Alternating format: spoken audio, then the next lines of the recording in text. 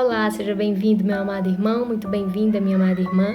Hoje, dia 13 de março, nós estamos aqui reunidos para meditar o Evangelho que a nossa Santa Igreja nos propõe.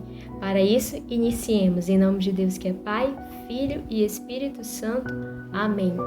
Vinde, Espírito Santo, enchei os corações dos vossos fiéis e acendei neles o fogo do vosso amor. Enviai, Senhor, o vosso Espírito, e tudo será criado, e renovareis a face da terra. Oremos. Ó Deus, que instruíste os corações dos vossos fiéis com a luz do Espírito Santo, fazei que apreciemos retamente todas as coisas, segundo o mesmo Espírito, e gozemos sempre de sua consolação. Por Cristo, Senhor nosso. Amém. O Evangelho de hoje está em São Lucas, capítulo 18, versículos do 9 ao 14. Jesus lhes disse ainda esta parábola a respeito de alguns que se vangloriavam como se fossem justos e desprezavam os outros. Subiram 2 homens ao templo para orar.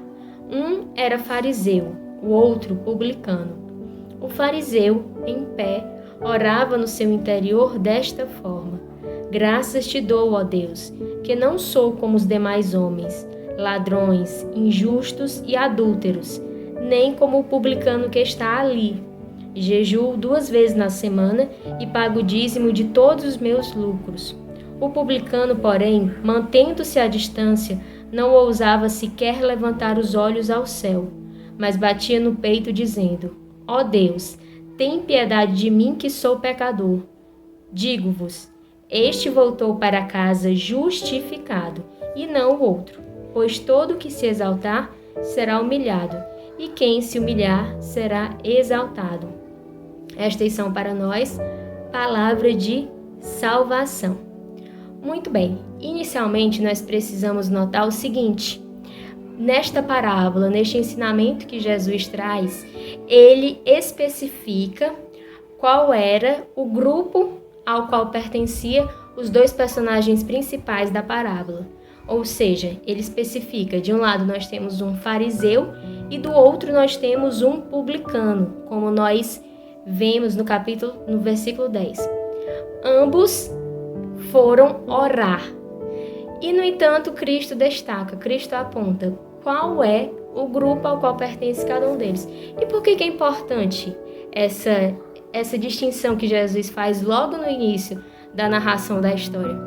Porque naquela época, socialmente falando, fariseu era um grupo dentro do povo judeu que era considerado um grupo que cumpria, que vivia bem os mandamentos da lei. Então, os fariseus, socialmente falando, eles eram um grupo admirado, era um grupo respeitado, certo? Já o publicano, ou coletor de impostos, era um grupo que não era respeitado. Esse grupo ele estava, na realidade, no extremo oposto. Era um grupo que os judeus não gostavam, porque eles tinham raiva, porque esse grupo trabalhava para o Império Romano, então é como se eles recordassem ao povo hebreu a dominação política que eles sofriam do povo romano. Então, para eles, coletor de impostos, publicano, era sinônimo de pecador. Muito bem, percebam que Cristo escolheu esses 2 personagens não por coincidência, mas com certeza ele escolheu esses 2 personagens de uma forma consciente. E o que ele queria provocar nas pessoas que estavam ouvindo? Ao iniciar a parábola fazendo essa distinção de que um era fariseu e o outro era publicano, ele queria induzir as pessoas a pensar o quê? Que o fariseu iria fazer uma oração que Deus iria se agradar, correto? E que o publicano, por ser pecador, por ter essa fama, iria fazer uma oração que Deus não iria gostar. Ao iniciar a parábola falando, subiram 2 homens ao templo para orar. Um era fariseu, o outro publicano. Você sabe, né? Quando alguém está contando uma história pra gente, a nossa inclinação é querer adivinhar o final, é querer adivinhar o que vai acontecer. E quando a gente não acontece, quando a gente não consegue, a gente fica naquele movimento, né?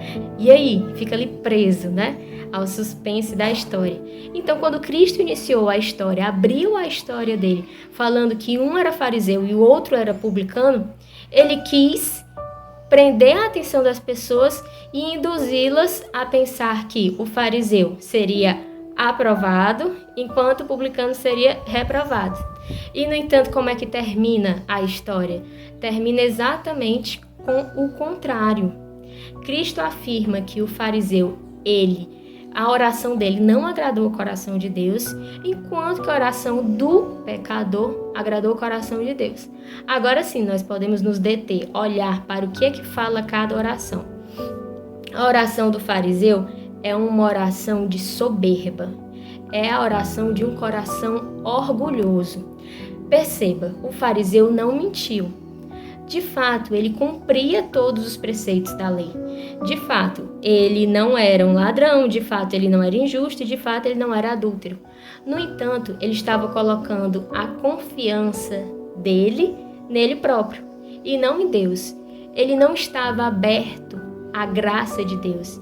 Ele não estava aberto à misericórdia de Deus. A confiança dele estava nele, no que ele fazia. É como se ele tivesse reduzido a relação dele com Deus a um checklist. Por exemplo, se fosse atualmente, o fariseu estaria rezando diante de Deus e diria: todos os dias eu medito o palavra encarnada, então check. Então a minha oração ela é agradável a Deus. E nós poderíamos citar outros exemplos, né? Todos os dias eu rezo o Santo Terço. Todos os dias enfim. Ainda que sejam práticas justas, práticas boas, práticas lícitas, nós jamais podemos reduzir a nossa relação com Deus a um mero checklist. E pior, ainda nos colocando diante de Deus como se Deus nos devesse algo, como se pelo fato de nós fazermos coisas, Deus ele teria a obrigação de então suprir as nossas necessidades na ordem e da forma que nós queremos. Meus irmãos, isso seria uma relação com Deus totalmente vazia, totalmente superficial, totalmente contrária do que deve ser a nossa relação com Deus. Perceba que aqui na nossa comunidade nós alertamos muito aos nossos membros a respeito de cairmos no valor do poder, né? Ou melhor, no desvalor do poder, de achar que nós podemos algo por nós mesmos, de colocar a nossa confiança em nós, como o evangelista inicia aqui. O fariseu, ele estava se vangloriando. Então, quando nós caímos nesse desvalor, nessa tentação do poder, nós estamos roubando, ocupando um local que não é nosso, que é o local de Deus. Cada vez que nós nos colocamos diante de Deus, nos colocamos com essa soberba, com esse orgulho, como se Deus nos devesse algo, nós estamos caindo nesse desvalor do poder. E o fariseu ainda foi além. Ele ainda julgou o outro publicano que estava ali rezando. Também nós, quando julgamos o nosso irmão, da mesma maneira nós caímos nessa tentação do poder. Por exemplo, você que é um irmão, que é uma irmã acolhida nas nossas casas. Se você olha para o lado, para os seus irmãos e fala: mas quando toca o sino das orações, eu sou a primeira ou o primeiro a estar na capela. O fulano ali é o último. Aquele dali, a partir do momento que pensamentos desse tipo estão no nosso coração, nós estamos adotando a mesma postura do fariseu, né? Nós que temos aqui a nossa vida comunitária, quando nós também julgamos o nosso irmão, porque ele não participa do grupo, ou porque ele deixa de fazer algo que nós julgamos que ele deveria fazer, nós estamos também caindo nessa tentação do poder. Estamos nos colocando no local de juízes, julgando a vida do outro. E esse é um local que não nos cabe. Nós não somos Deus. Apenas Deus conhece e sonda os corações humanos. De forma alguma somos nós. Então, o fariseu é o exemplo e o modelo do que nós não podemos ser.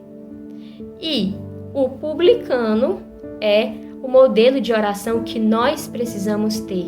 E como é a oração do publicano? É uma oração humilde. É a oração de alguém que se reconhece pequeno, que se coloca pequeno diante de Deus. Talvez o publicano, por ser socialmente considerado pecador, poderia ter desistido. Poderia ter dito, o quê? Eu vou subir no templo para ir rezar? Para quê? Para todo mundo ficar me olhando torto, me julgando? De forma alguma. Vou não. Mas não. Ele se reconheceu pecador. E ele foi. Nas Sagradas Escrituras, por vários momentos, Deus nos chama a isso. Deus nos recorda que nós precisamos nos reconhecer pequeno, que nós precisamos reconhecer o nosso local. No Salmo 31, de acordo com a tradução da Ave Maria, por exemplo, no versículo 5, nós temos: Então eu vos confessei o meu pecado, e não mais dissimulei a minha culpa. Disse, sim, vou confessar ao Senhor a minha iniquidade, e vós perdoastes a pena do meu pecado. Enquanto eu permanecer nessa posição de que eu não preciso de perdão, de que eu sou perfeito, Deus não vai poder vir ao meu encontro e me perdoar e me lavar com a sua misericórdia. Eu preciso, como o salmista nos ensina, então, eu vos confessei o meu pecado. Qual é o pecado que você não está confessando? Qual é o pecado que você está varrendo para debaixo do tapete? Seja um pecado mortal, seja um pecado venial, um pecado que você já se acostumou com ele e já nem combate, nem luta mais. Então eu vos confessei o meu pecado, e não mais dissimulei a minha culpa. Disse, sim, vou confessar ao Senhor a minha iniquidade, e vós perdoastes a pena do meu pecado. Este é o dia, meus irmãos, este é o dia que o Senhor fez para nós, não para nos olhar com um olhar de acusação, mas para nos perdoar, para nos alcançar com a sua misericórdia. Não fujamos disso. E lembrando, São Paulo também tem uma passagem muito forte na sua carta aos Coríntios, quando ele fala que aquilo que é loucura para o mundo é salvação em Deus. Em 1 Coríntios 1, a partir do versículo 26, São Paulo nos ensina que: observai, irmãos, vós que fostes chamados, não muitos sábios humanamente, não muitos poderosos, não muitos nobres, ao contrário, Deus escolheu os loucos do mundo para humilhar os sábios. Deus escolheu os fracos do mundo para humilhar os fortes. Deus escolheu os plebeus e desprezados do mundo, os que nada são, para anular os que são alguma coisa. E assim, ninguém poderá orgulhar-se diante de Deus. Forte, E assim, ninguém poderá orgulhar-se diante de Deus. Nós nada temos de nós que seja bom para nos orgulhar diante de Deus. Ao contrário, a única coisa que é totalmente nossa é o pecado. E disso nós não podemos nos orgulhar diante de Deus. Então, perceba que São Paulo fala: irmãos, vós que fostes chamados, não muitos sábios humanamente, não muitos poderosos, não muitos nobres. Deus, ele não escolhe aqueles que estão debaixo dos holofotes do mundo, os mais ricos, os mais poderosos, os mais belos ou os mais inteligentes. Deus escolhe os mais pequeninos. Deus prefere os pequeninos. Então, se você hoje está se sentindo pequeno, ótimo, é assim que Deus te quer. Ele quer você do jeito que você é. Não importa o quão pequeno você esteja se sentindo hoje, Deus te ama, Deus te vê e Deus te escolheu assim. Por quê? Deus escolheu os loucos do mundo para humilhar os sábios. Deus escolheu os fracos do mundo para humilhar os fortes. Deus escolheu os plebeus e desprezados do mundo, os que nada são. Deus escolheu os que nada são, para anular os que são alguma coisa. Então, se você parar e refletir que hoje a sua oração ela está mais próxima da oração do fariseu do que a do que a oração do publicano. Reveja sua forma de se colocar diante de Deus. Seja pequeno. Peça a intercessão da Virgem Santíssima. Peça que ela te ensine a ter um coração pobre, a ter um coração humilde. Se existe algum ser humano que poderia de alguma forma se colocar diante de Deus e se vangloriar de alguma coisa, poderia ter sido Nossa Senhora. Eu digo poderia ter sido, por quê? Porque ela foi criada imaculada, ela foi criada sem a mancha da culpa do pecado original.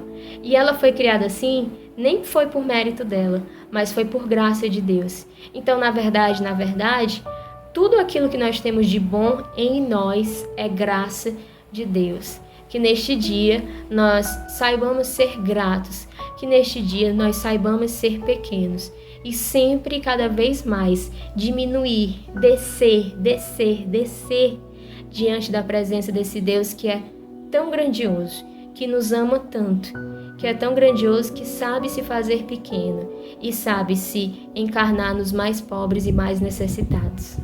Com Maria sempre, Ave Maria, cheia de graça, o Senhor é convosco. Bendita sois vós entre as mulheres, bendito é o fruto do vosso ventre, Jesus. Santa Maria, Mãe de Deus, rogai por nós, pecadores, agora e na hora de nossa morte. Amém.